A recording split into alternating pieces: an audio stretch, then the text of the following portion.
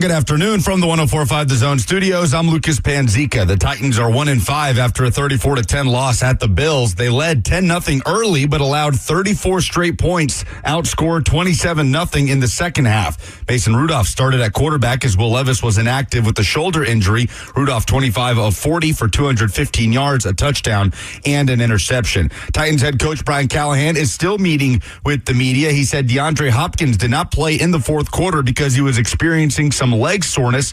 Callahan also said the Titans will continue to explore their options at right tackle, and the hope is to get Will Levis healthy back this week and go back to him as the starting quarterback. Hopefully this week, maybe next week, according to Callahan. On Saturday, the Vols were shut out again in the first half, but scored 24 in the second to come back and beat Alabama in Neyland Stadium 24-17. That improves Tennessee to 6-1. They go up to number 7 in the AP poll. Bama drops to number 15. Tonight, it's a Monday Night Football doubleheader closing out week 7. Ravens at the Bucks at 7:15. Chargers at Cardinals at 8. You can hear the Ravens-Bucks game right here on The Zone, courtesy of Westwood One. Coverage starts at 7. For all your foundation repairs and waterproofing needs, visit USSTN.com. Breaking news at once on your home for the Titans and Vols. This is 104.5 The Zone.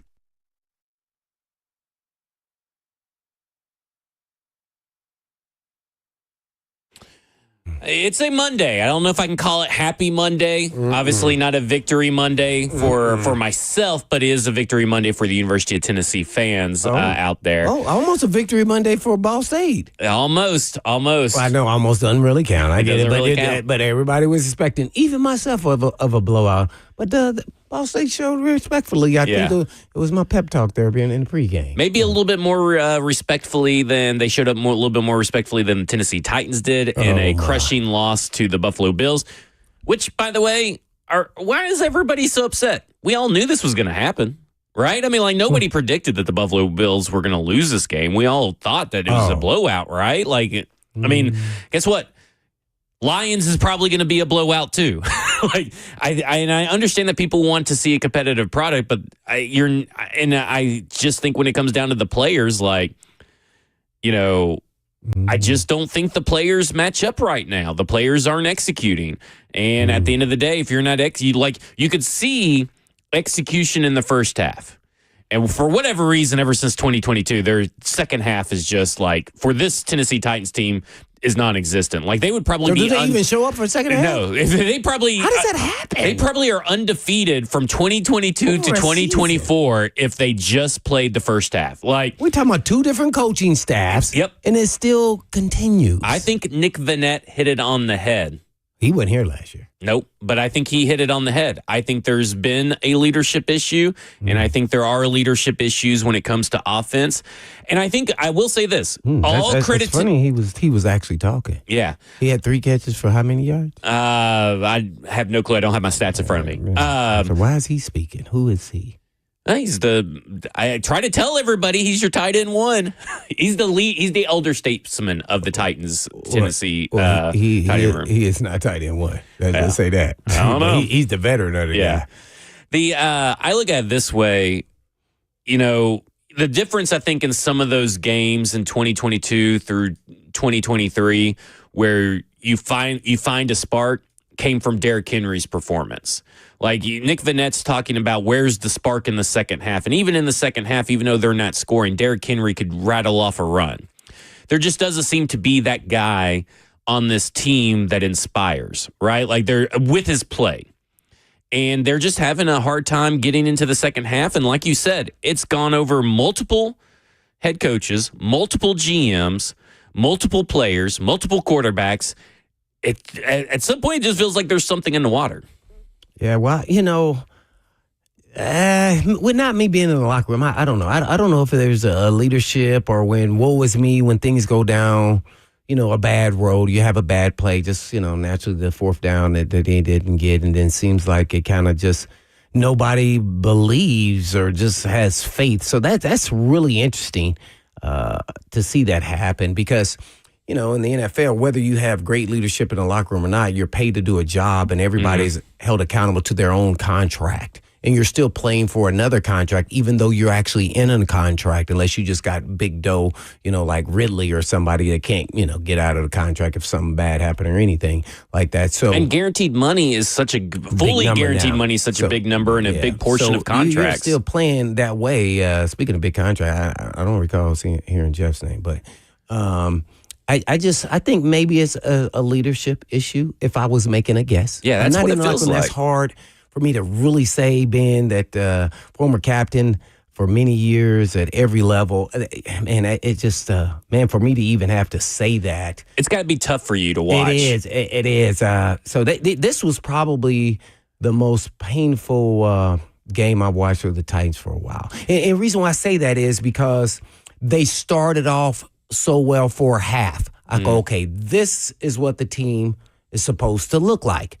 And then second half, after, the fourth down fiasco, I guess, or, not getting it, they just completely fell apart. Mm-hmm. And something is missing because that's not supposed to happen. Where it just falls in wheels. Now, we could say there were some mistakes along the way after that, and then the defense kind of broke down. Then they were going 3 and out on offense. Then the defense is wearing down. And then the Josh Allen and crew just kind of, it all snowballed. But where was the guys to pick them up? Like, where was the fire, to your point, on the sideline? Where is belief? Whether things go your way or not, where was the fight?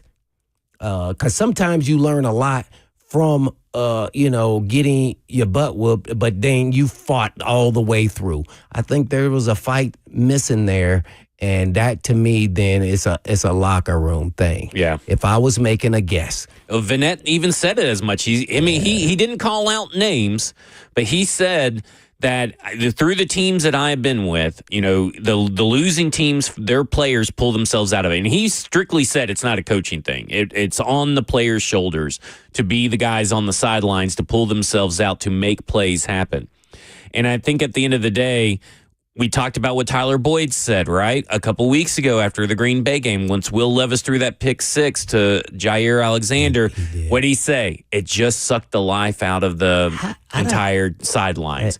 And then I brought up the stuff that was happening last week where, But that was the beginning of the season. Yeah. So to me, it takes time for that to happen, even if it happened once time. So it feels like there's a lack of belief in the quarterbacks. You address. If I'm just going to be blunt about it, I think there's a lack of belief from the quarterbacks. Both quarterbacks? I mean, do you believe in Mason Rudolph? Well, if you're a player, are you referencing performance or did they get it done? Because this is really the first time we really got to see Rudolph. Yeah. And did I feel, he's our guy? No. I felt like everything was still pretty much the same, to be honest. And so I thought he looked really a lot better in the first half.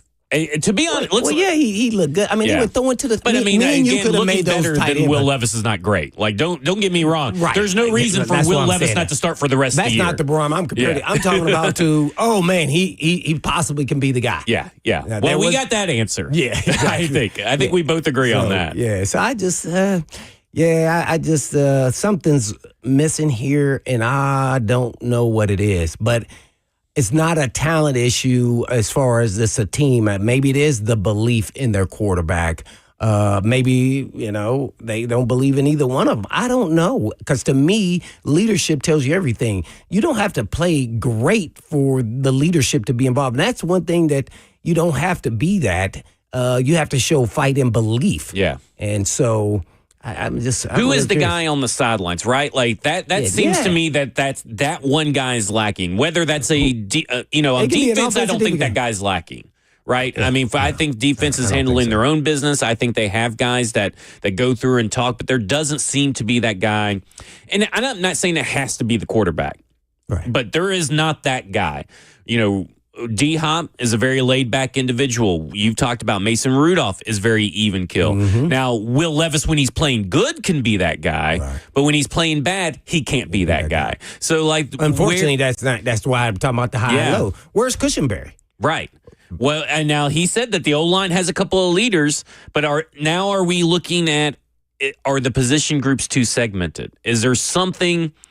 I don't know what the answer is. So I'm just throwing stuff out at the wall because I don't know what the answers are. And that's kind of where I'm at with this team is like, what's actually fixable? Well, okay, quarterback's not fixable. Right tackle, likely not fixable. Now, you may be able to get maybe an average player in there or something, but right now, that is not fixable in the 2024 season. Is that just all the issues? Can that solve, maybe stuff in 2025 and beyond, just fixing those two things? Or is it going to be some of these younger players stepping up? Or is it going to be these free agents, Calvin Ridley, Lloyd Cushenberry, stepping up into a leadership role, a more vocal, prominent leadership role? Tony Pollard, too. Because I think these are all guys, Nick Vannett said it best, you can lead in a couple different ways. Some people lead by example, but they need a fire guy. They need a raw guy on the sidelines when things go not their way. Because, really, that 4th and 2, Peter Skoronski falls to his knees. And you heard Brian Callen said, hey, we put out a jumbo package against their nickel package. And we felt that if they blocked, they would get the 1.5 to 2 yards. Well, they didn't block. And at some point, instead of coming over the sideline and having the momentum, there needs to be someone over there. And that guy has been Ryan Tannehill or Derrick Henry over on that sidelines, Ben Jones over on that sidelines. There isn't that guy in this, and that's unfortunate because there's a lot of experience and veterans on this team. Right, that's what I'm talking about. That's experience, and even at the the positions that are supposedly the boisterous or captain level type, they're all young. So maybe it's more that than anything else, and everybody's trying to feel their way. And, we're also in a society where, you don't want to yell at another guy and hurt his feelings and this and that, and everybody wants to be liked. Well, I used to say, I like winning, so like that. I like winning as well. So, it's a different time. So ultimately, we're talking about leadership. To me, it still starts with the head coach. At some point, he's got it in him. At some point, he's going to have to show some fire and put some light to the fire to certain people, and whether that's getting after him or also leaning into some veteran guys that are on the team to take more of a leadership role. Because just because you're a high-priced player, this is the misnomer. Doesn't mean that you are a leader. That is true. I'm sorry. That is never how it's been. That doesn't, just because you're the quarterback doesn't mean you're a leader. That doesn't. Some quarterbacks don't say nothing besides the play, and they just do their job. Yep. And some, McNair wasn't a big time vocal leader. He spoke every now and then when needed. Yeah. But we had all the other guys who was the fire up. I was one of them. Get in your face. Let's go. Eddie Jordan won. We had him, and we had him at each position. Well, we were a veteran team, and it took us a minute to get there. So you have to go through these ebbs and flows. And I know now it's, sooner than later, right? Everything, has to happen fast. But they should not be this bad. And that's the part that hurts me so much because they have enough talent to be really competitive. And right now they shouldn't, they should be in the middle of the road area. So something is dysfunctional here, regardless of quarterback play, leadership, all of that. That's impossible. They have enough to be competing even against Josh Allen. They showed it in the first half. Yep. They should on both sides of the ball. We'll talk more about this leadership issue when we come back. I'm Zach. He's Blaine. Is Blaine and Zach on 104.5 The Zone. It has to be such a foreign concept for you, too, right? Watching this.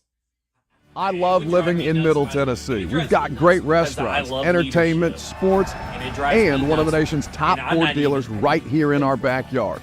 Two Rivers Ford. Remember that name. Two Rivers has been a staple in our community since 1983. They're locally owned. They have a non-commissioned sales team, and they sell below MSRP. They've been doing business with integrity for decades.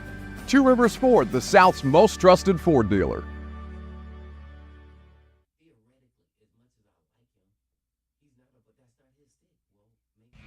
Hey guys, we have so many great relationships with so many great partners across 2 decades here at 104.5 The Zone, and one of our favorite parts of working with so many great companies and people who run them is the opportunity to deliver on what those businesses are trying to accomplish with both digital and one of the strongest radio frequencies in the Southeast. 104.5 The Zone has a strong reputation when it comes to maximizing reach, and that is what we are here to provide for you and your company and business and your employees. We want to make sure that we are working together towards those goals, and that's what your local ad representative will be able to help you out with. You can also go to 1045thezone.com/epic for more information. Hi, everyone.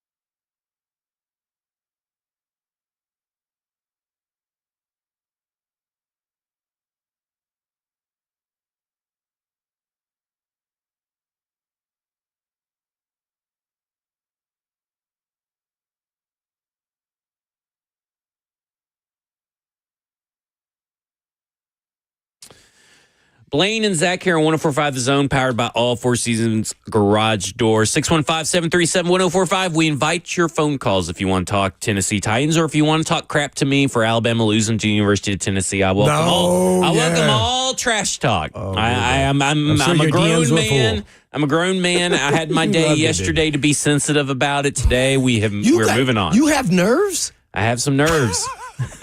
No way. No, we were doing Titans talk back. Ron Slay started putting in the orange emoji, the fruit emoji in there and talking about go big orange and getting cigars ready. And I said, listen, we're having to deal with talking with the Titans. I don't have time for this kind of trash talk, Ron Slay. Right. Well, Reed, kind of give us the 411. I hear you were on the field? Yes. So I will say I think Zach can agree with me when I say this. I have been nothing but nice to him after That's the true. win. And in fact, I'm very surprised that there has not been less, or there's been so little trash talk thrown my way. That would not be reciprocated had Alabama won. By the way, I just want everybody to know that I would have talked trash all day long. Change your mood now. Don't quit being Mr. Nice Guy. The best team won. The best team won. I will fully agree. They're handling like pros. They're handling like pros. Here's the thing: I suck the fun out of trash talk because I just say I agree. Oh, that's your strategy. That's my strategy because at the end of the day, the better team did win. Yeah. No doubt about it. Tennessee deserved that win. I just have to say this, though. I don't know, I haven't been part of growing up in the rivalry of Bama, Tennessee. And I know, it's kind of been weighed against Tennessee since the last couple of years, though, going to Tennessee's way. But Bama kind of has dominated it over the last decade or so. So when is it time when you expect to beat Tennessee and you don't storm the field? Alabama. Yeah, you said Tennessee. Tennessee. Yeah, no, you're good. I think it was last game. We shouldn't have rushed the field. But I get why, but that being said, I think you don't rush the field ever again.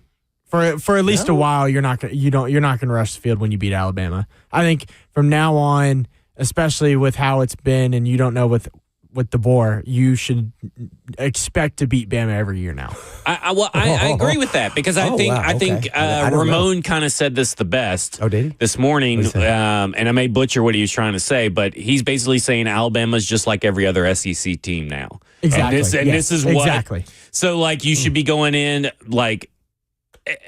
Alabama versus LSU, have no clue who's going to win that game. And it really, if LSU wins and they storm the field or do whatever they may want to do or whatever, to me, again, this is not the same Alabama team. And I'm not really rooting against, if you want to cost your sports university $1,000, go all in. Like, Vanderbilt totally deserves it. All in. I'm all in. Do what you want, not telling you how to fan or anything. But at the end of the day, I think Reed's right. This isn't the Alabama team of old. Now, can it get back to there? We'll see. But it's still a rivalry, though. It's still a rivalry. But you celebrate. No? I think you celebrate, but I think storming the field is a little much. I think it's a little much. Hey, man, do what you guys want to do. Have fun, I love that they're trying to blame the recruits, though. Well, the recruits did it. That's who caused the storming. That's who did it. They told them to go first. Yeah. Be the guinea pigs. They won't say anything to you. You may not be back. Yeah. Yeah. It'll be funny. Okay, so we're talking about leadership and talking about the fix. And I do think that there is a segment of the fan base, and a large segment, maybe not, but at least a vocal segment of the fan base who thinks this is all Callahan's fault. Everything is Callahan's fault. It's not the player's fault. It's not the QB's fault. It's not the right tackle's fault. It's all, and listen, they have blame, right? I'm not here to absolve Callahan of any blame, but we're talking leadership. And right before we went off air, you were talking about the coach's role in leadership and how.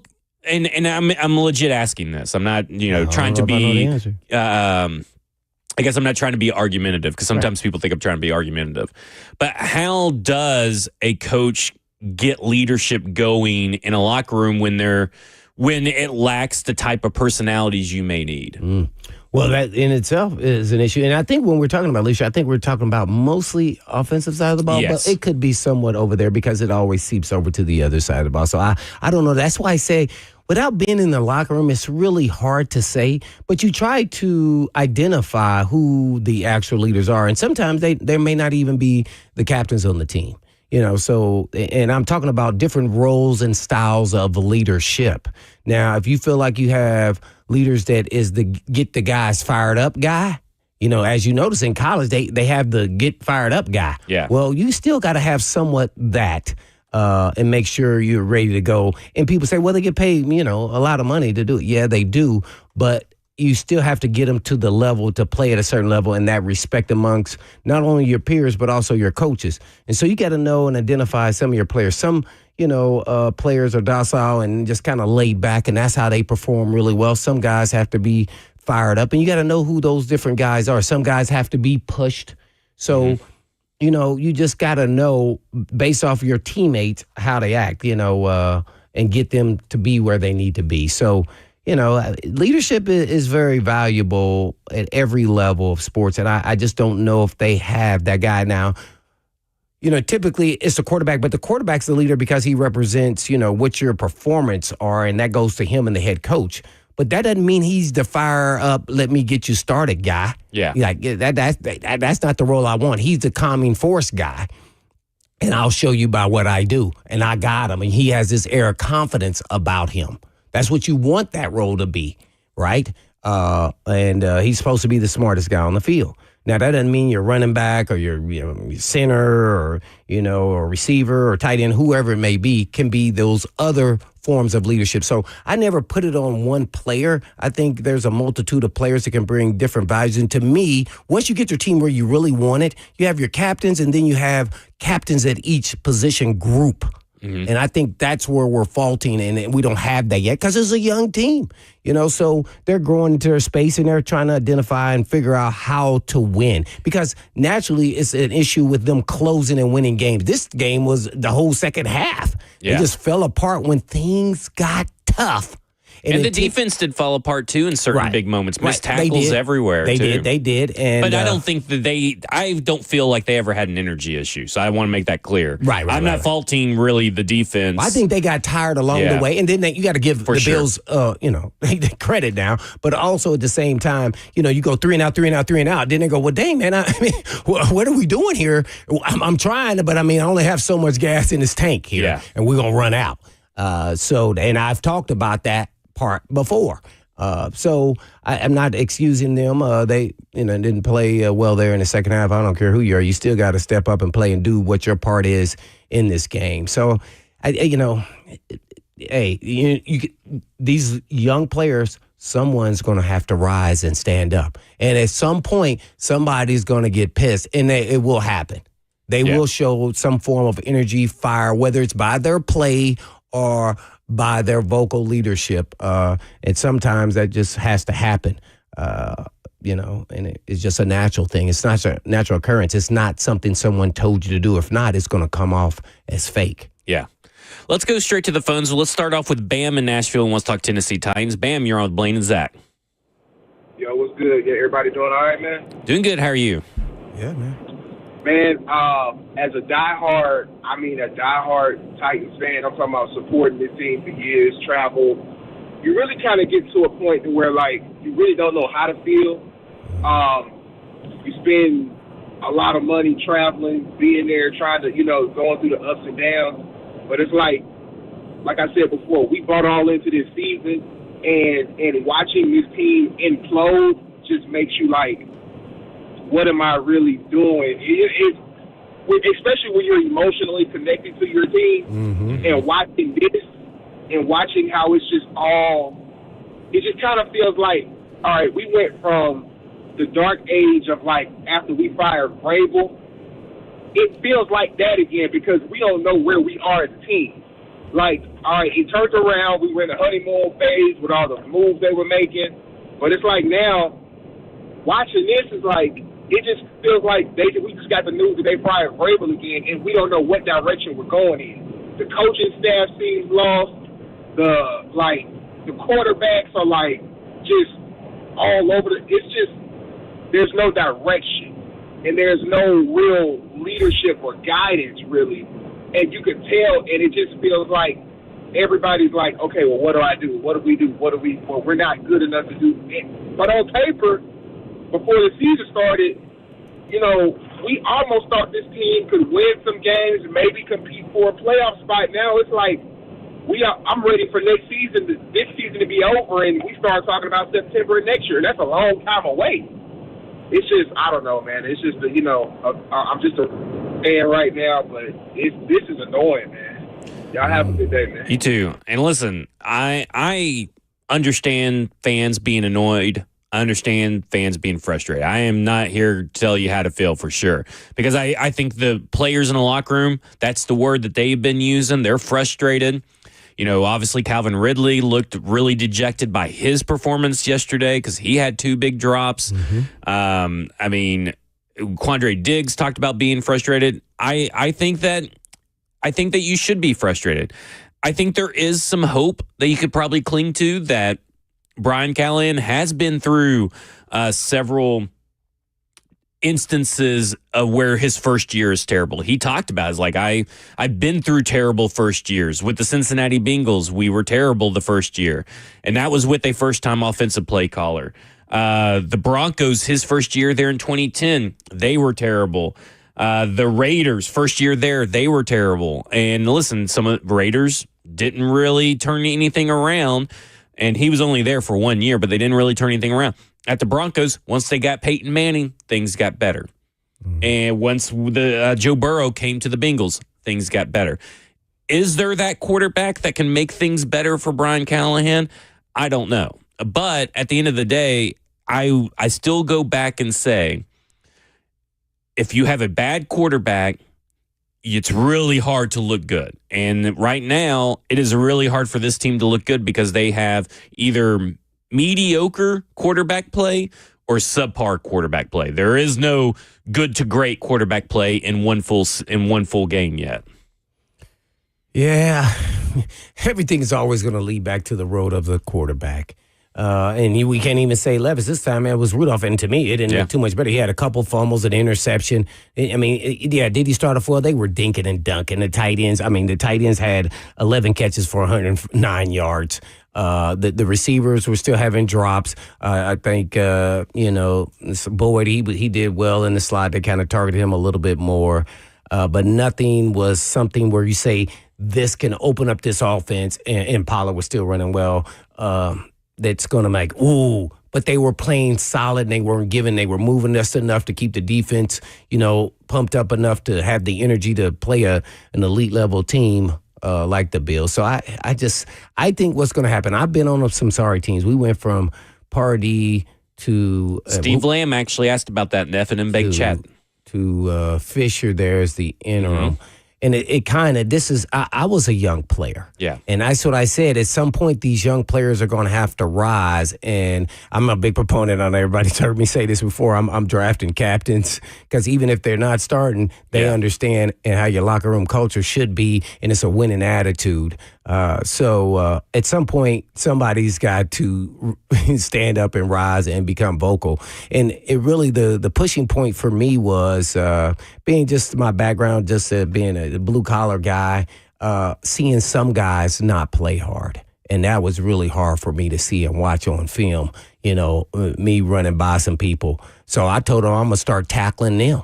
Hey, man, if I run by you, then something is wrong, especially when I know you faster than me. Yeah. So what do you understand that you're not only playing for not only your own pride, the team you're playing for, but you're also playing for the 31 other freaking teams right here. And we sucked, by the way. I think we only won 2 games. Now, were we in a lot of close games? Yeah. But we couldn't figure out how to win. And then all of a sudden, I rose from the dark ashes of being the quiet guy who hardly ever said anything in an actual game to this is enough. This is enough. And, if you have leadership skills, it will then eventually you'll know when it's time to stand up and rise. And that's kind of what happened. And we had other guys do it too, not just on defense and myself, but we had guys on offense and that kind of then became, Eddie standing up and rising. And I had conversations with him. It's time. Let's go. This is our team. This is your team. Let's go. Even when it was that time when we got here, this is your team. Now they want to hear from you, not me. They want to hear from the star-studded player that's on our team. So eventually you got to have that confidence. You got to be able to pass the torch. And I don't know if this team with pieces and parts from other places, have they figured out who that guy is with the quarterback position kind of being, somewhat in shambles of really support. Is he our guy, not our guy? Or is the backup, could he potentially be the guy? Or are we just playing the game and not playing with confidence that we believe in our guy? So I think, at some point somebody's going to, and ultimately it goes to Callahan, the head coach, and the quarterback. Yep. It always is going to go back there. That's why they get all the notoriety. That's why they're on all the commercials. That's why they get all the glamour and the glam. I mean, Brian Callahan is not perfect, but you listen to that presser today, that does not sound like a guy that's in over his head to me. No, I don't. And now he's at fault for how the right tackle situation has played out. I definitely agree with that. Right? I am not happy about that. And I think there are some play calling issues in game, but at the end of the day, when you go watch, okay, so like the fumble, the very first fumble was going to be a run with Tony Pollard. Mm-hmm. It was blocked perfectly ahead of him. But the center quarterback fumble exchange ruined everything, and it just happened that Peter Skoronski kicked it. And it goes back to me though. I will put some blame on Callahan for this as well. Is that Saturday is when Mason Rudolph found out that he was getting the start, and I understand you have to figure out some stuff with Will Levis, but that is not enough time to really get down that center quarterback exchange heading into a game. If Will Levis is going to be on the mend again this week against Detroit, will we see a better Mason Rudolph this week? Wait. You said that wasn't enough time for I don't feel like it is. I mean, maybe I'm wrong, but I mean, that's only a few hours before you get onto a flight because he's probably practicing with Daniel Brunskill. Wait a minute. How many butts has he put his hand under? Well, I don't know. In his life? You'd have to. I guess so. Well, but as a quarterback, people talk about the center quarterback exchange all the time. Yeah, and I get what you're going to, but being an athlete, I cannot go there for the excuse while we're fumbling. Well, my issue is that that's not enough time for Mason Rudolph and your offense to gel. Remember, he started the game. Yeah. He started a game in preseason. He's taking exchanges from him. I get where your premise from, and that's, but you can take that then and run with it and say, well, he didn't get number one snaps all week. Yeah. No, well, I mean, I do think that is some issue. I would lean more into that. Yeah.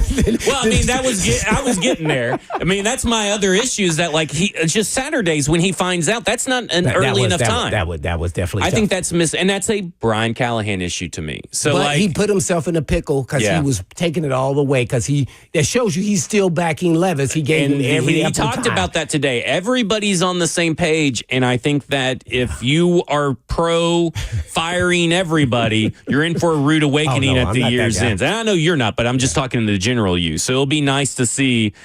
It will be interesting to see how this all plays out because Amy's still a wild card. And we got loaded phone lines, and we'll get to you right after the break. 615-737-1045. We'll get to Brandon, David, Buffalo, and the rest of you guys.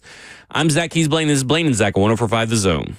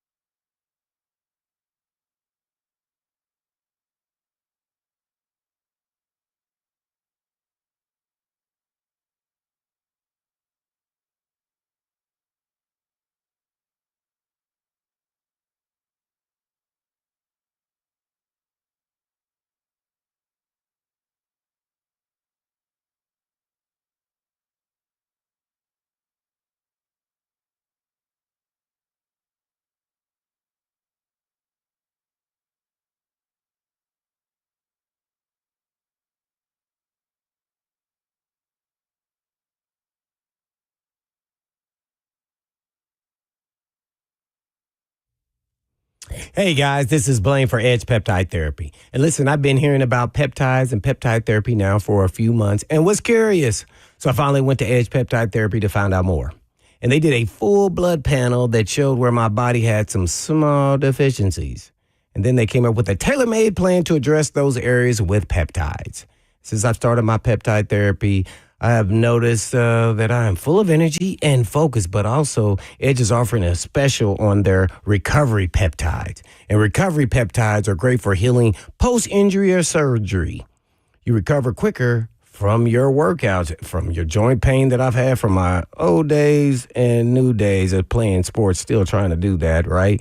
Arthritic, pain, as well as overall inflammation. So recovery peptides help with all of this. So if you're looking for an alternative to surgery, consider talking to Edge first.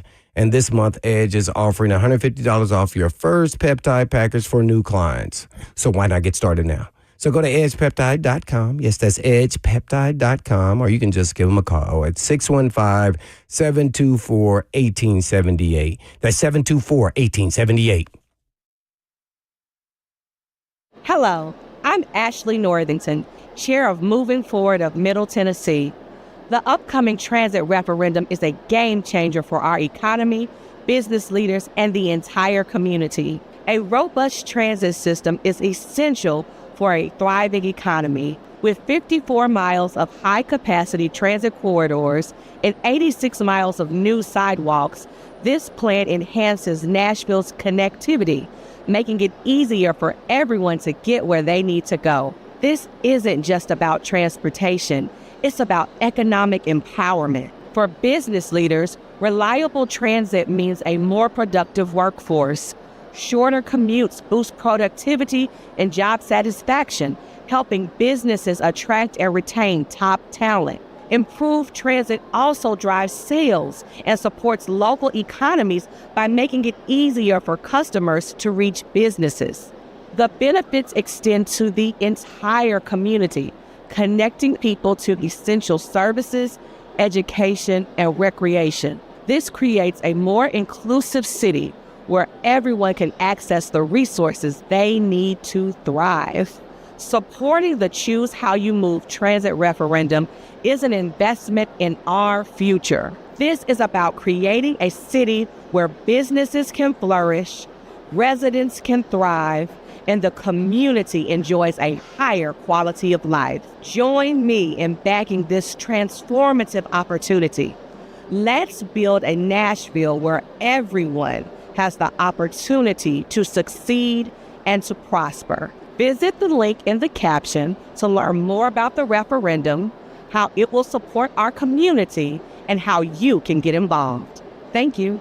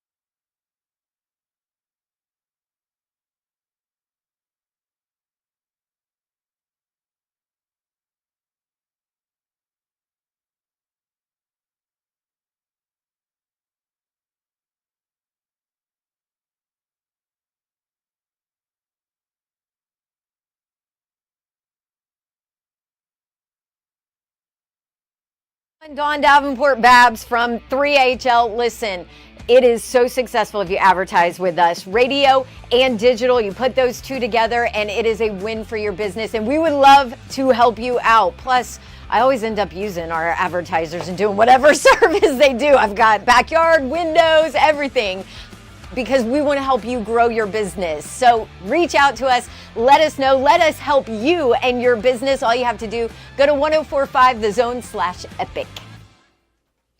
Hey, it's Kayla Anderson.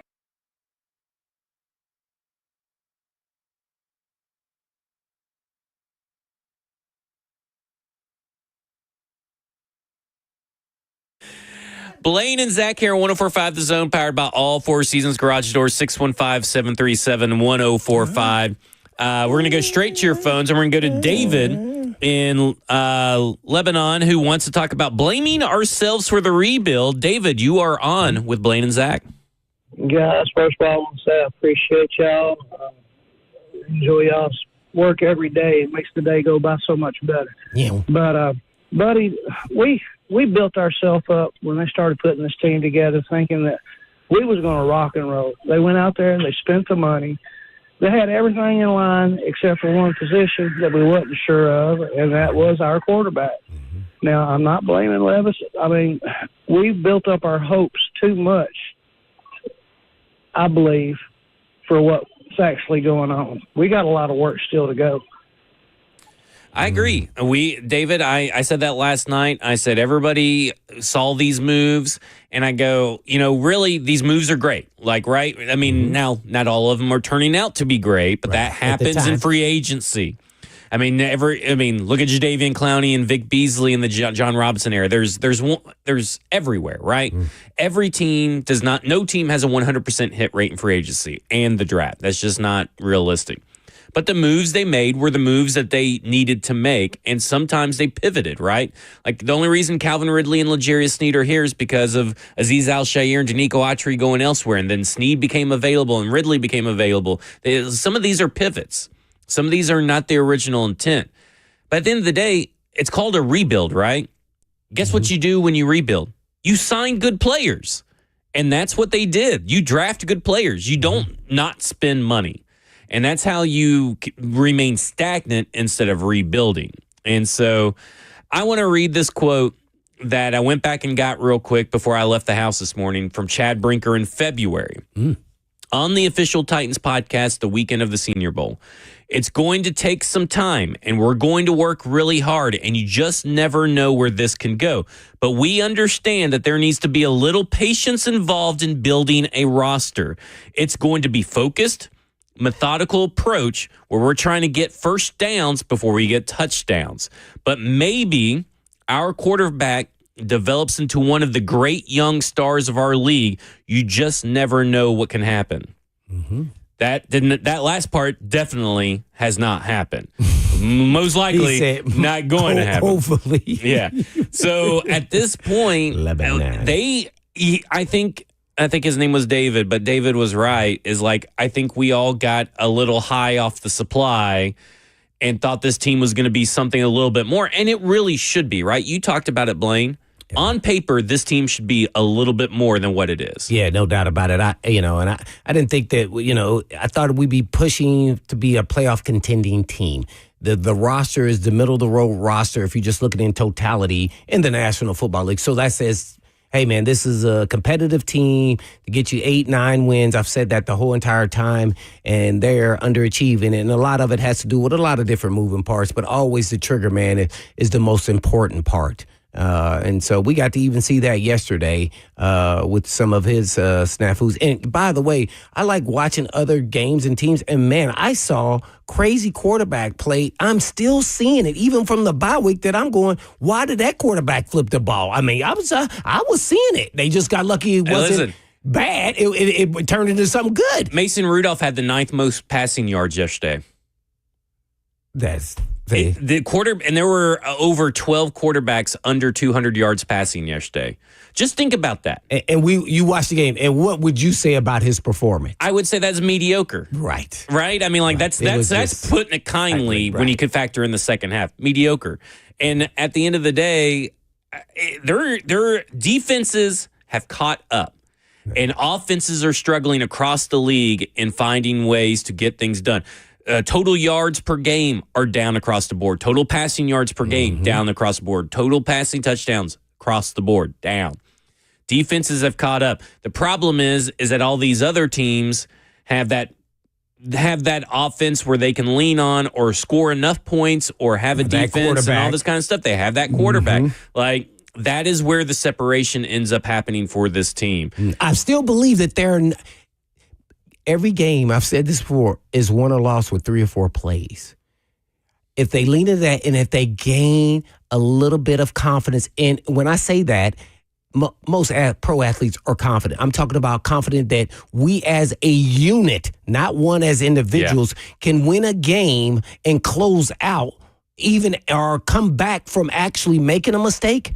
Then the sky's the limit. I think this team could take off. I really believe that. They have pieces. Or if Ridley gets a deep ball that he can catch, and then catches it, then how does that change the game? Right. See, so it's not as bad as we want to make it. It's just that some of these parts that are not playing well are the main pieces and parts that are keeping, whether the offensive defense is playing at the level it needs to play. Hey, one good thing, the special team play good. And special team play good. They got a piece of a block, didn't they? There's so many topics I want to get to because I think Stoney also hits a nail on the head in the F&M Bank chat on YouTube, and you can also do Twitch, Twitter, Facebook Live as well. Have changes in the college game hampered quarterback development? I think absolutely it has, and that's why you're seeing Anthony Richardson struggle, Will Levis struggle. You're seeing the past 2 draft classes pretty much flame out. Like, there is a development issue too. And the problem is that right now there's no solution for this team, and that's frustrating. But I don't think they're a poorly coordinated team on offense. I think I look at the film and I see wide receivers getting open, and then I see Mason Rudolph had 4 drops yesterday. Then he had a couple bad throws, and you go, wait, he was wide open. Yeah. What are you doing? Then he had some drops, and then he had the drops, and then he had 3 fumbles. Right. That's not coordination. That's not coaching. That is execution. Yes. And now listen, special teams, maybe there is a coordination issue on special teams. But you know what Nick Vanette said today? There's no instincts on this team.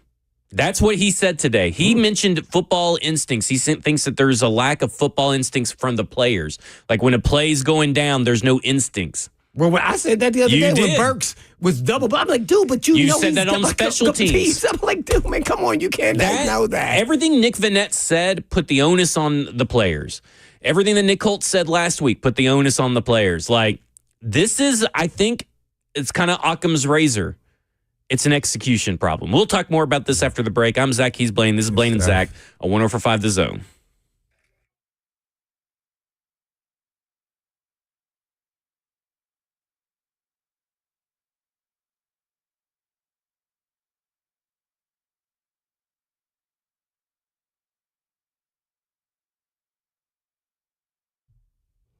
Did you know Eurofix has a very different business philosophy? They staff all their locations with more staff than the average auto repair shop, just so they can be ready when your emergency pops up out of nowhere. Have you ever noticed how hard it is to get a right now appointment for a vehicle repair? Well, some dealers can be more than 2 weeks out just to get a freaking appointment, but not Eurofix. Eurofix has been offering quality repairs that beat the dealer without the dealer pricing since 1999. Plus a 3-year nationwide warranty and the staff to fix your car right now. So if you're tired of waiting forever to get your car into the shop, then call Eurofix. Owner Aaron Stokes says, we will never be too busy for our customers. We're here to take their pain away, and we mean right now. And Eurofix repairs all European cars. And Eurofix says yes to speedy repair when others can't or won't. Family owned for 24 years. And all you have to do is just give them a call at 844-EUROFIX. That's right, 844-EUROFIX, or you can just visit them online at myEurofix.com. That's myEurofix.com. I always tell them Blaine said you.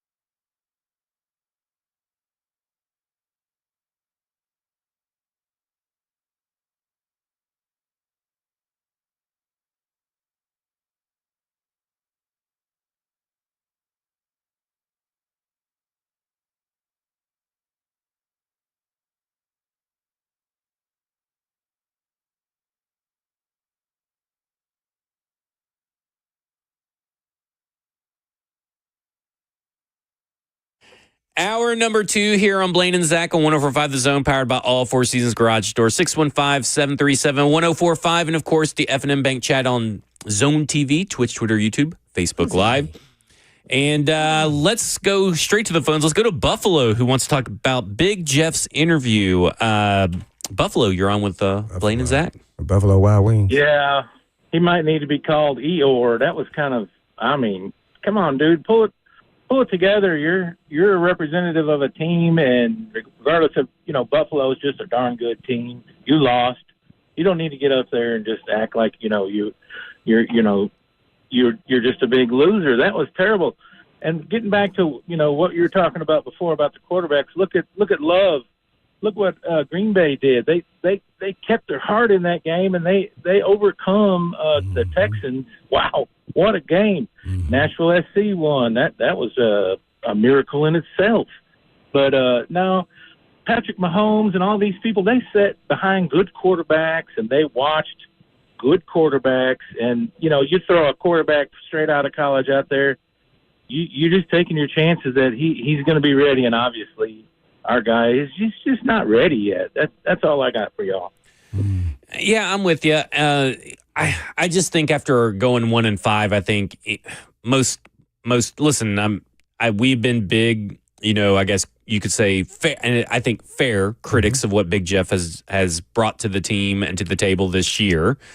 But I think it's going to be really hard to find a good player interview after a drumming like that and going 1-5 to start the season. It's just going to.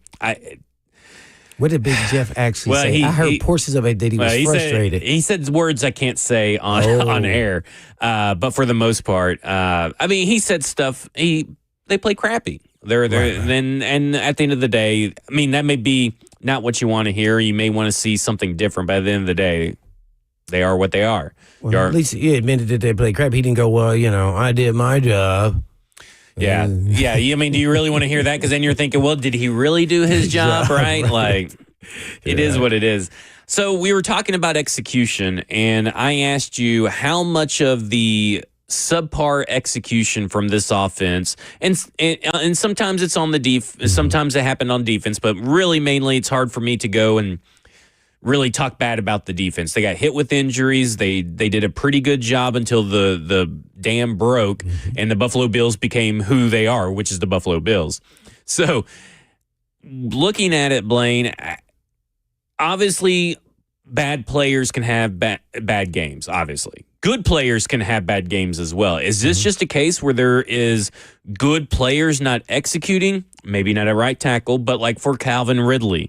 Like, how much of that is on the players versus on the coaches? Because a lot of people in the chat think, well, this is a coaching issue. Like, there's a lot of people who just do not believe in Brian Callahan. And look, I understand where you're coming from. And a lot of people that want all these people fired and to be a joke of a team again with an owner making rash decisions. Like, you just don't want to go down that road, really. But how much of this execution issue as a former player is on the players doing their job, right? Hey, and I get the fans. Naturally, it always goes to the coach and the quarterback. But in this instance, I really believe that some people aren't playing to their ability. I really believe that, we can start with we can go down the line. I don't want to be like name guys. It's just that, and then other guys who are role players are making mistakes when it can't be needed, or you have a fumble. This team is just not good enough to overcome those things. That's why I said we need to see some fight, and I think it's going to have to come from the head coach. I think he's going to have to start, not being Mr. Nice Guy. Somebody has to be the bad guy. And somebody is going to have to start MFing some people because this is unacceptable. Well, he tried to MF someone, and then the media ran away with it. And at some point, I told you I like it because it was time. I'm with you. It was time. It was we can't play like this. I'm sure they had numerous conversations before that because that doesn't even seem like who he would be. He understands on game. He's been in this league long enough. So at some point, the rubber meets the road. So I just think we got to start getting in some people's butts. Hey man, remember I said Ridley spoke, and I said, as soon as you start speaking out, that finger's going to come right back at you. See? And then you go out there and still have a couple drops. I want to see him go in the game without having drops. hey, man, he can be a difference maker, and he has all the tools. I want to see consistency. We're talking about a guy who's proven in the league to now guys who aren't. You're supposed to coach them all the same, but your expectations for the big money guys are going to be at another level. So those are the guys supposed to be bringing up the, unexperienced or younger players. So I think it's twofold all the way across the board. But you got to have some veterans in here sprinkled in to help them through that. And those guys aren't playing up to snuff. And then you got Snead, who's injured, valuable players, the Woozy. I mean, so there's reasons behind it, but athletes aren't going to make excuses. There are none at this level, and you got to get it done. And I think guys aren't paying attention to detail. And then on the part of, smart football players, I think that's kind of a thing that's going on in football now in the NFL, because I can watch guys, especially at the safety position, and I'm watching Keys and Reeds if you're a young player, and I'm going, man, I would have got there way sooner, or I would have done this. And I think that's happening because they're so gifted and talented. They've gotten away with it for so long. Now when you try to will them in and coach them and for the NFL level, I think it kind of gets missed, or it's very inconsistent. And so I think you got to kind of hone in on a little bit of the details, but not in a hard, fast fashion way. You have to say, hey, man, if you would have done this, you would have got pick 6. If you would have done this, you would have been in the right spot to make a play on the ball. I'm just talking about the safety position. So you got to create this kind of relationship where it's kind of like a father-son relationship where there's mutual respect, but you got to know when I yell at you, it's because you're not doing what you're supposed to be doing that I told you to do. And that's where I think maybe things are happening with this kind of generation of players, especially young players who, when they get in the league, their feelings get hurt if you raise your tone to them. So you got to be careful when you're a coach. So there's a mechanism here that, everybody's dealing with it. We just not be able to overcome it because of so many young players. And then the players who are the star players or big money players aren't living up to the billing. It is what it is. Some of them, outside. That's why I said, who's the MVP of the Titans right now? Think about that. I could only think of one guy, and I'm talking about on offense or defense. Who you come up with? Tony Pollard? Yeah, Pollard. See? Yeah. And I would say J.C. Latham would be right up there with him. That's where it stops. That's where it stops. Right, okay, then you go to defense. Defense, I'd say... I think they like a unit. Murray and I think Ernest Jones have played really well. Mm-hmm. I think that I know I'm in the minority when I say this, but I do not have an issue really with L'Jarius Sneed 90% of his reps. I think 90% of his reps have looked really good. I think Amani Hooker, Quandre Diggs have played really well. And I would say Jarvis Brownlee Jr. has played really well. But considering he's a rookie. Yeah, no and doubt. Harold Landry has been the benefit of some stuff and shown some flashes. But again, that's not all those guys aren't really the guys you're looking for to step up. Like you're really looking for Big Jeff to step up. You're really looking for Cheeto to be out there. Mm-hmm. You really needed someone opposite Harold Landry, which is another issue. Mm-hmm. They decide edge, right tackle, and quarterback are 3 pretty important positions in the NFL, and they are I think the biggest holes on this team, and that has to be corrected. You said a mouthful. Those are the 3 key positions when you're building the team. Besides left tackle. It's almost impossible. Go look at everybody's roster. Right. That's where you start. And those are the 3 positions we knew had the biggest question marks coming in. And I will say this. Brian Callahan told everybody in Orlando, hey, Arden Key is a rotational, situational pass rusher. We need about 3 or 4 guys. Well, they didn't really get those 3 and 4 guys, and some of that falls back on the rain. Now, listen. But you can't force it if it's not available. Right. You can't force it, but you also you can't expect everything to hit. But I do feel like at right tackle, they could have done something a little bit more. That's the only position I'm really kind of really disappointed. I am sorely disappointed in the right tackle position, and we all knew that right tackle was going to be an issue. And how do we know it and they don't? Well, see, I think it's ego. Like I think at the end of the day, so we're talking about Bill Callahan's ego. Yeah. I mean, Bill Callahan, Brian Callahan, Rand Carthon, whoever's ego you want to put it at for this thing. I think they saw, NPF was drafted in the 3rd round. We have him on the roster. Did they not watch tape? I don't know. of last year. And some people think that, maybe you just have to stick it out with it. You needed to go in to give NPF a shot. And I'm fine with that. If you want to give them a shot, bring them competition. Right. That you bring a security blanket. Yeah. I'm in. I mean, like I said, I don't think Rand Carthon or Brian Callahan should be fired. But I do think there is blame to be laid at their feet for some of the personnel decisions, and that's okay. Right? Like that is fine to be objective, to be able to say, to recognize, hey, they're not they have their faults. But they have their story's not written yet in my book. Well, guess what though? But when you're on the other side of that and you're them, they don't want that book to start getting written. Yeah, that's true. That's why they wrote that story themselves with the things that they did. And so that now they're living in the mess that they created, right? The bed that they had made by not tackling the right tackle position, knowing all the offensive line positions were up for grabs because the offensive line has been so bad. They chose to go with NPF, John Ojukwu, who got mentioned again today that maybe now he won't be inactive. Maybe he will be the right tackle, which is ridiculous. It's Leroy Watson. Can we all just agree it's Leroy Watson? I don't know what happened. Did he not come to practice one day? I don't know what happened. I want a thorough explanation of why. Not that he just got benched. He didn't dress. Are you kidding me? That performance he put on, and it was not spectacular. Nope. Probably was just, I don't even know if you want to give it average, but guess what? It was the best we've seen. Yeah. Let me say something. I would rather have the guy that gives up sacks and pressures and has penalties, but he's going to fight you all the way than what NPF has shown on his film. At some point, it's got it. The dog has to be taken to effect. Yeah. We'll get to your phones when we come back. We'll also hear from some of the comments that Brian Callahan made in today's presser. I'm Zach. He's Blaine. Is Blaine and Zach on 104.5 The Zone.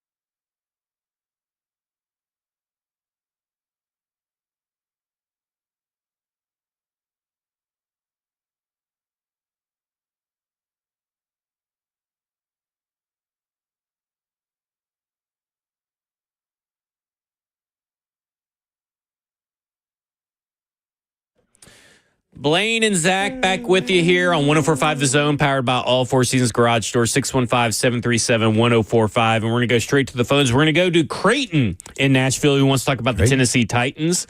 Creighton, you're on with Blaine and Zach.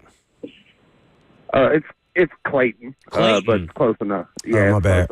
We're having a little trouble here on these things. It's all good. The team doesn't have a Blaine Bishop, and that's the problem. There's nobody out there that's just tired of losing. They all seem like they're okay with it. But at the same time, I've lived here my whole life, and there's not many people. I've lived here 36 years. There's not many people in Nashville that are from Nashville, so nobody cares about the team. Even when the Browns were bad, they showed up. They supported their bad team with their brown paper bags on. A couple years ago in Jacksonville, they dressed up as clowns. What do we got to do to get our team to realize that we are tired of watching them flounder week after week with no leadership and just nothing to fight for? The only thing that fans have of, I guess showing their, dismay, their apathy, is to just not show up to the games. Like, if you want to send a message, that's the only real way to do it, is to just not show up for the games and all that kind of stuff. I mean, and I'm not advocating for that. I'm not advocating for anybody who has PSLs to do it. But that's really the only thing, because the Twitter stuff, the Facebook stuff, the social media stuff, unless you all pitch in and buy like 15 billboards around Nashville, maybe do a GoFundMe for billboards. I think at that point, that's the only way you can do it, is by not showing up at the game, to let the players know, because they see what you're saying about them. So what you're saying about them and what we're saying on the radio doesn't seem to have the effect that I think fans want it to have.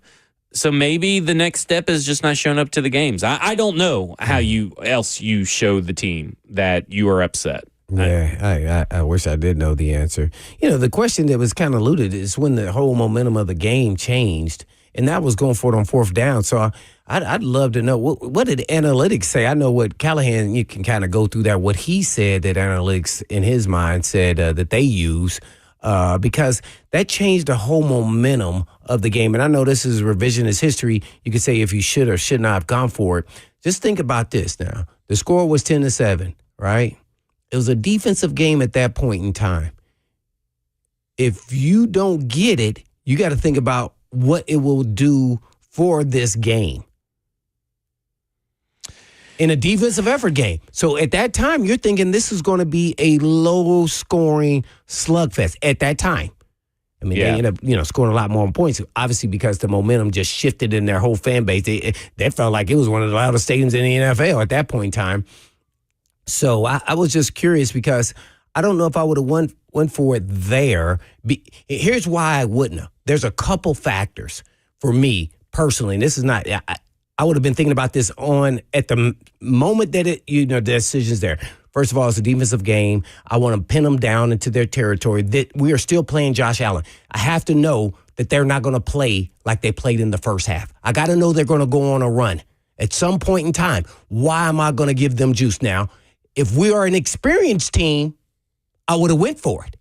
If we had momentum and we're just kind of carrying this thing and we're a proven team and we're not 1-5, we're more like 3-3 or whatever it may be, I probably would have thought about it a little bit more.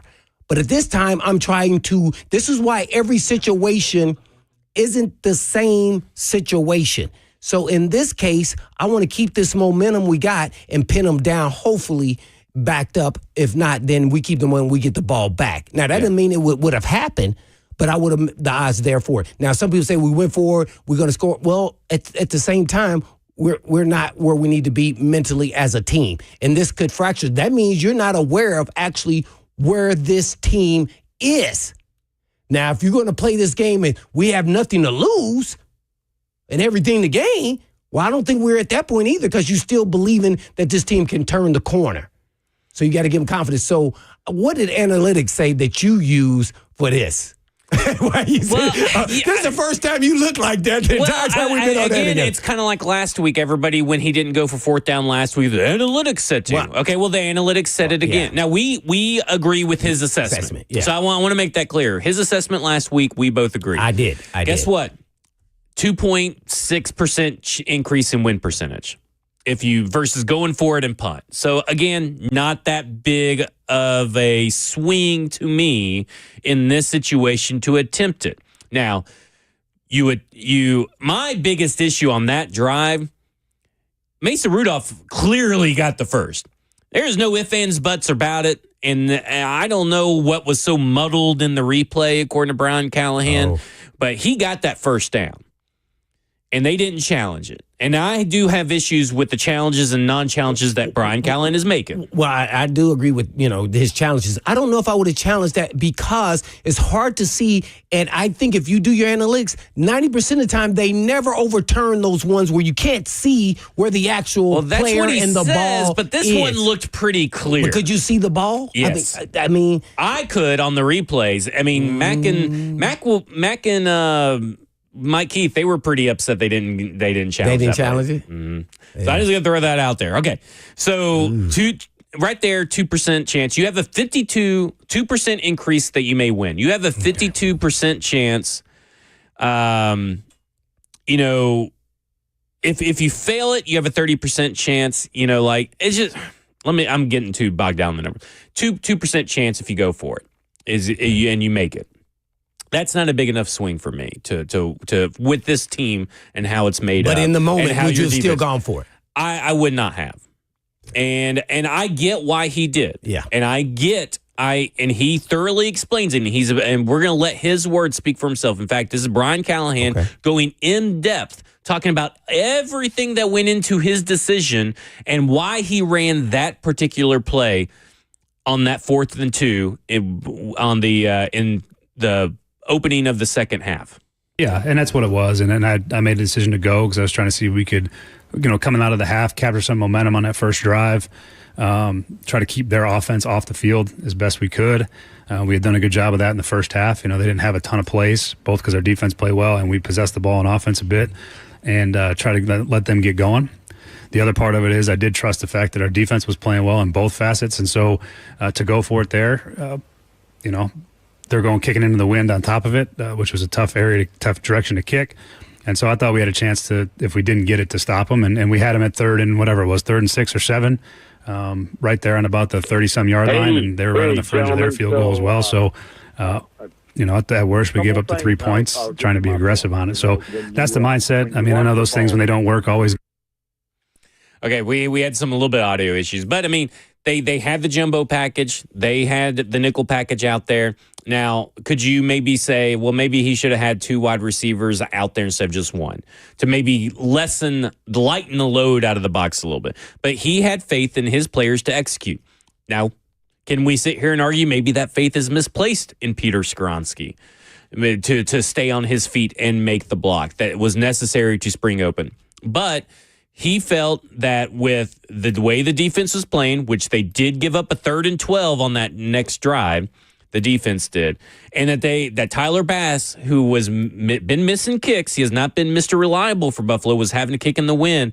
They felt there was a big enough chance for them to risk it. Now, listen, at the beginning of every drive, Blaine, I don't know if he really got into it there, but at the beginning of every drive, he's given at that situation where they're supposed to be at to go for it. So, like if it's someone comes down, someone tells them, hey, 4th and 3, you should go for it. So sometimes that influences his 3rd down play call. Yeah, I heard him say that. So, again, I don't like the direct snap call. I'm not a big run up the middle guy when they short yardage situations. I like kind of off tackle. I don't want to run lateral or because the defenses are too fast. And that's something that is in the NFL coach wide. I mean, like it boggles my mind every time. I'm thinking, why are you going up the middle? So in this situation, to me, though, I'm just not. I understand his logic and I get it. Right there's a lot that supports that decision, and at the end of the day, execution was not where it needed to be. But I will say, Brian Callahan, you should basically bank on execution not going your way, and that should be forming your decision. Because right now, execution has not been going his way. Up and down. It's just inconsistent. Yeah. So that's where I thought he was a little misguided. I love his premise, and it's really it's almost sound logic. Right. It's sound logic, no doubt about it. But I think You're misguided in you think your team is a 4-2 team. Play within yourself. Right. And not a 1-4 team. So let's not give Josh Allen some lighter fluid to get going. Because momentum is a real thing. That stadium started sounding like it was rocking like it was a college stadium. I couldn't even hear myself. I mean, man. And everything crumbled. So guess what? Our team wasn't strong enough. And you should have known that based off of what was going on and how we had to close games, how we played horrible in the second halves. So that's what should have went in your decision, as well as your premise, which was on point. But your team isn't there. Yeah. So he's like, oh, we're going to keep them off the field. Yeah, right. Logically thinking if everything's even. It wasn't even. It wasn't even. You thought because we were up. We're still in Buffalo, and they still have that magical person over there at their quarterback position. We don't have that guy. Nope. Do not have it. Doesn't matter if it was, and listen, I would say the same thing whether it's Levis or Rudolph. You don't have that guy. Mr. Conservative, kick that thing, and we'll hold it up and let our defense up, and then all of a sudden now your defense is broken. See that? Because he kept saying our defense is playing well. All those things were all correct. All right, let's go to Rick on line 2, who's in Murfreesboro, and he wants to talk about the Tennessee Titans. Rick, you're on with Blaine and Zach. Yeah, let's talk about the Titans and how they've lost the fan base. They've won 14 games out of the last 40 games. Oh. That's why I'm selling my tickets, because I don't want to go to a damn game. You know what I'm saying? 14 out of 40? Oh, my gosh. Yeah, it's been bad. They've definitely lost it, Rick. I think you're 100% right. Oh, they've definitely they lost the base. They might not have lost the locker room, but they sure lost the damn fan base, this team. Yeah. I'm tired of paying $200 a game per ticket to go to the game. Hell, that's the reason I sold my tickets for the Green Bay game. Oh. Hey. Did you make some money? Well, not as much as if they'd been winning. You know what I'm talking about? Yeah. Yeah. Hey, you do Rick. I'm with you. Hey, if that's it's just not me. Oh, I know. Oh no, we know. Yeah, no question. Yeah, for sure. You know, I'm frustrated. Y'all frustrated. Everybody's frustrated. Yeah. Well, imagine what that. Okay, guys, I appreciate you letting me get off a minute. Hey, no problem. We're here to let you vent. We'll just let you vent anytime, Rick. Yeah, I mean, I think there's a lot of people that are like that at this situation at this moment, and that is what it is. We're going to go to Adam in Portland, who also wants to talk about the Tennessee Titans. Adam, you're on with Blaine and Zach.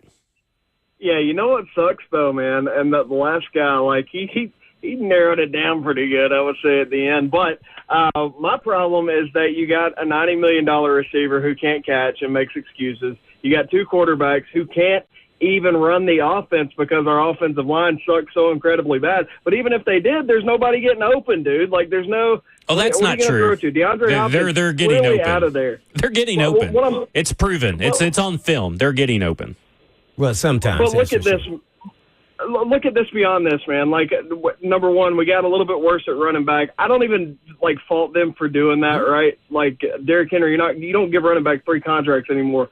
But the tight end helps a crappy quarterback. It always has. And we have no tight end. Like, the right side of our offensive line, our tight end sucks. Our defense held on for dear life. But they're not getting after a quarterback right now, dude. And everything else falls apart. We could blame the D-backs all day long, but they're not going to be able to hold up if nobody's getting pressure. Josh Allen will kill anybody if you give him as much time as we gave him. So I think clear across the board. Like if I was asking you, hey, I'm a new Titans fan, which jersey should I buy? Who are you going to tell me? Jeffrey Simmons? He's not getting after the quarterback. He's not doing anything. Like this whole team is lackluster to me, man. And I'm a 25-year fan and saying our team gives me no hope right now at all. Yeah, and listen, hope is lost. Understand it. Totally, I'm empathetic, I guess you'd say. At first, this is for a discussion for another day. I would tell you, whether you're an old fan or new fan, I wouldn't buy a jersey. A jersey is a poor investment. No offense to all the Blaine Bishop jerseys out there. But they are typically, more often than not, a poor investment. Because that guy won't be here very long. If you want a jersey, get a custom jersey. That is my advice to you as fans. Stonehouse jersey. Stonehouse jersey? Yes. Maybe he needs to quit out kicking his coverage. But, I mean, at the end of the day, that's just where I'm at on – that's my personal jersey take. And my personal advice would be always get the custom jersey. There you go. But Yeah, I mean, like, the scheme works. The execution does not work, and I think that shows up on film all the time. But Adam is right. There's only so much this defense can do, and is only so long this defense can hold up without a pass rush. And at the end of the day, the Tennessee Titans have an issue with, I guess this is where my second half woes come in. It's an issue with, I guess you would say, closing or that killer instinct. If I wanted, Vanette talked about a lack of football instincts on some of these plays. There's a lack of killer instinct, and there's been a lack of killer instinct even dating back to the Vrabel era. There's something about that second half where they just can't put away opponents. They let them stick around, and when you are the worst team on paper and you let the better team stick around, they're gonna win. And they had the ball for 19 minutes and 31 seconds in the first half, Blaine, and came away with 10 points. You can scream efficiency all you want. And listen, that's what Nick Vanette said. We were efficient in the first half. That's what Brian Callen said. We're efficient in the first half. But sometimes that efficiency needs to be coupled with some points. Yeah, and when this keeps happening, this is the first time I'm sitting here coming with the realization when I was on a bad team. This is what happens when you're on a bad team. Yep. You can't close. You're in games, and then somehow one bad thing happens, and then now you can't recover. And, man, once that happens, you go, we're just not good. Yeah. And then I'm afraid that then now guys start playing as individuals. Well, if they feel that way, that they have no shot of winning the way that they're, all set up and, can't make a mistake, as soon as that mistake happens, it's going to keep happening until they win one and prove to themselves that they actually can. It's the only way. And really tomorrow's theme of the show, a little preview, because first off, we have a big announcement at the top of the show tomorrow, so you definitely want to tune in there. Yes, exciting, big time announcement tomorrow, so make sure you tune in at the top of the show. But the next step to this, besides we're going to talk Tennessee Volunteers and Alabama, I guess, but we're going to talk about Bama. Yeah, we're going to talk about where's your trust level, and I think right now, the trust level in the various facets of this organization, this team, is at an all-time low. And I really do not blame people. But I do think there's an objective way, a bird's eye view, I guess, if you will, an overhead view, that this could turn around. You've seen other organizations be rewarded by displaying patience with a first-time head coach, displaying patience with a first-time GM, even though that, Rand Carthon was here last year. There was a lot of picks that were not of his. His voice was not the loudest in the room, I guess you could say. So I think that there's a lot of reason to have trust and hope. It's just going to be really hard to preach that in 2024, but we'll try our best to maybe spread a little bit of positivity. Could go on a run. That's hoping. When we come back, we'll get to Joe and Kevin, 615-737-1045. We'll get to Joe and Kevin. I don't, not this year. We'll talk more about that. I'm Zach. He's Blaine. It's Blaine and Zach on 1045 The Zone. Gotta believe.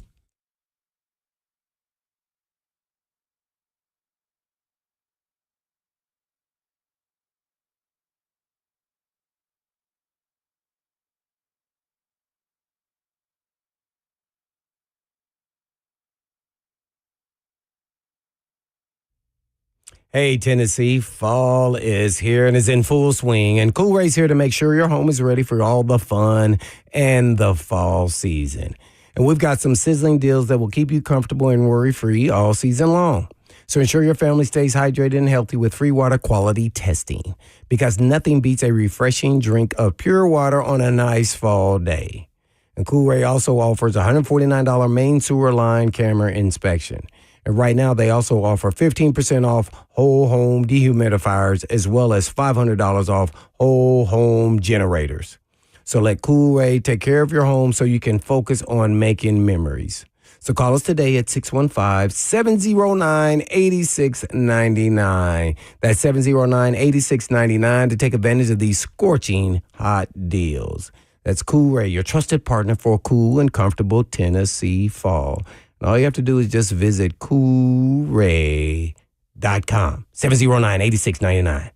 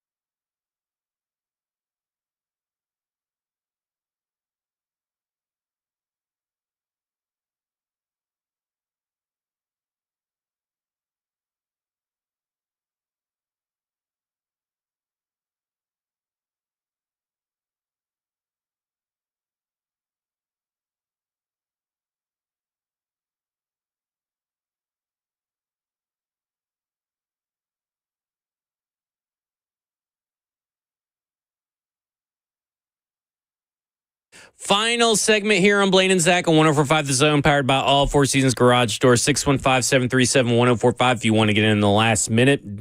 Big reminder, top of the show tomorrow, big announcement regarding this show. It's going to be awesome. I think everybody's going to really enjoy it. And some people are going to be saying finally or thankfully. Oh, yeah. So we'll be talking about that. We're going to go to line 2 to Rick. Or did I already do Rick? I need to go to my text messages because our phone labels are already down. I need to go to Joe in Nashville, who has 2 players credited or else next Cleveland Browns. So, Joe, you're on with Blaine and Zach. Gentlemen, how you doing? Hey, as I'm sitting here and just sobbing, crying at watching these games, and I'm thinking about 2 players have kept this team, this franchise afloat for this fan base to cheer for. And Derrick Henry in C2K. Without those two guys, man, we'd be those 90s Cleveland Browns, man. And I don't know what it is. Do you all think is the coaching scheme, the game plan too difficult for this guy? But, with all these Pro Bowl or Hall of Fame caliber receivers and what we have, we can't seem to get them the ball. And what is you all guys' honest opinion about that? And what can this franchise do quickly to change it? And I'll hang up and listen off the air. Joe, that's a good question, and Blaine, I'm going to let you answer it. Well, how many targets did D-Hop have? I think just 2 or 3. So that's the only. I think he's talking about Hall of Fame receivers. That's the only one I think he could be thinking of who possibly could be one. Ridley's still a young player to a certain extent as far as on that status. So I can't say he's on that. So, it's really Diop, and then he's not, he's not impacting the game because he's been injured, and I don't know if it's healed or not, but he was pulled pretty much out of the game on the last couple series. Just he was having some snafu with his calf or something. I think PK reported. So I don't know. It's everybody taking their turn to why things are working. I told you, offense is a little bit different. It's all based off timing and rhythm. Excuse me. And there really are no excuses. Ultimately, I'm being a former athlete. There are no excuses at this point in time. It just isn't. You got to find a way to win a game. Have some pride. Yeah. And I'm not saying these guys don't have pride, but you gotta. It's looking listless and lifeless, and I feel like that comes with you just gotta step up, and no matter what's going on around you, whether it's whether you believe in the quarterback or not, whether you believe in the offensive line or not. It doesn't matter. Everybody needs to start winning their one-on-one matchups. That includes the offensive line. That includes but you got to start challenging that energy in what you're doing. Yeah, you got to do that. When I was on a sorry team, it was just like, oh, now my pride is hurt, and I know as a fan you're starting to having this empathy about the team, like that. Oh my gosh, dang, what can we do? Yeah. Please? So you got to channel that and really take pride in what you want to represent as a player, man. Because at the end of the day, some of these players are on 1-year contracts, and you're playing for what you put on film. Yeah, man, that's all right, amazing. Let's go to Kevin in Mount Juliet. He wants to talk about Tennessee Titans. Kevin, you're on with Blaine and Zach. Hey, what's up, guys? First time caller, long time listener. Thank you. I just wanted to say, I think everybody needs, like you guys said a little while ago before the commercial break, everybody needs to be patient. Been a fan. I was here before the Oilers came to Nashville, so I was here when that whole transition happened. Went to a few games before they were even playing at the stadium there now. So it's I've been a fan for a long time and seen the ups and downs, and it's just like it goes through cycles. We had a whole new staff, and people I think are just pretty hard on all these people and the players. It's like now the players are forced to try every game, and it looks like the harder you try, the more mistakes are going to happen. It's trying to be forced. So I think everybody needs to take a step back and just know that this year is going to be what it is. Watch the games for some. If you don't want to buy the tickets to go watch it, that's fine. Stay at home and watch it. But I mean, these guys are way better at football than most of us are currently. So it's like let's just take a breath and just be patient. But yeah, enjoy the show. Thanks. I'll hang up now. And listen, I ultimately do agree, Blaine, that there needs to be patience on this season. And that is a hard thing to sell. And I understand why that's a hard thing to sell. But I do think there's a difference between having patience and then watching a bad product on the field. So I think fans should maybe have a little bit more patience, but I think the team needs to really amp up a little bit of urgency right now. Mm-hmm. Yeah, and that should come from within as well. Because, you're affiliated with losing as a player, so you don't want to be attached to that because they don't know what that represents when you're talking about bringing you to another team. So, show some pride. That it really tells you everything that you represent. When you turn on the tape, you got to have some pride about yourself. If you don't, then they don't want you to be a part of their program. So, yeah. Well, I mean, this kind of became like the look inward show today because that's really the message that one of the players put out there today, Nick Vannett. And people got to look inward. People got to pull themselves up. And listen, Just like life, Nick man. Vannett, he says he's essentially the elder statesman in the tight end room. Yep. And now he worries a lot about what his tight ends do and how they are motivated and how they look on the field. You know, they were a big part yesterday. They were pretty much the only functional part, it seems, was the tight ends and all that kind of stuff. Who is that guy in the wide receiver room? That guy the guy that should be D-Hop. But is he that guy? Like, who is that guy in the offensive line? It should be Lloyd Cushenberry, but is he that guy? Is it really that J.C. Latham is going to have to mature and take on that role a little bit quicker than maybe what people expected? And I think he is capable because he's the most mature player I heard get up on that stand at 21. I could not believe it. I loved it. He's the guy. Yeah. And he's a great player. Yeah. And will be a great player. And really, a lot of people look at the quarterback to being that guy. Yeah, well, got to be available and you got to play better. Yeah, right. But you can't waver when you don't. Guess what? When McNair looked like crap for a whole half, and I'm looking at him like, bro, I'm putting my hands up just like I'm doing now, bro. I got him, is what he said. I'm like, when you got him? You're looking at him like he's crazy. Like, are you watching the same game I am? You got him. And then the next half, he gets it. And then when he said it from that point on, you never doubted him. Yeah. Because he knew, he believed in what they were doing and that he was going to get it and he was going to get it right. Right now, this team is trying to inspire confidence without evidence. Yes. And that's a huge thing. Like you just said, Steve McNair provided you guys with the evidence to be confident in him.